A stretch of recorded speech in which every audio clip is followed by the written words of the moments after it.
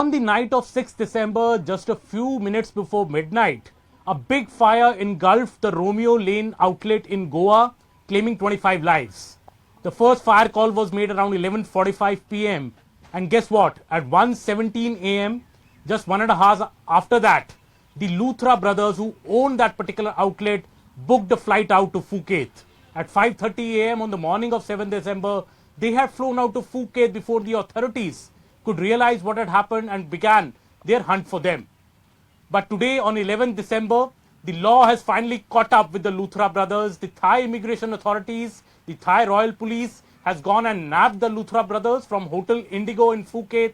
And for all we know, in the next few days, the Luthra brothers could be back in Delhi and back in Goa finally to face the law.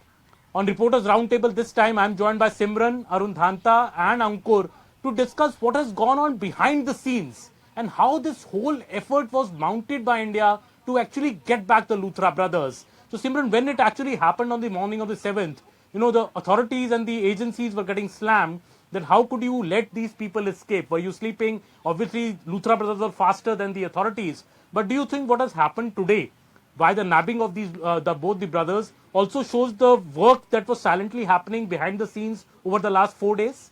Well, absolutely. I mean, when we go back and look at the documents as well, they are a proof in complete series of how not just this fire was the incident that is being talked about, but how exactly the entire system in which the Nexus was being operated by the Luthra brothers, who were the last point where the irregularities started happening. But initially it dates back to 2023, and that is what this incident has exposed. 2023 notices that were put up. Then following the notices, there were demolition notices as well. The panchayat did take the cognizance. Then the panchayat, on that order, there is something, a body which is called Goa Coastal Management Authority.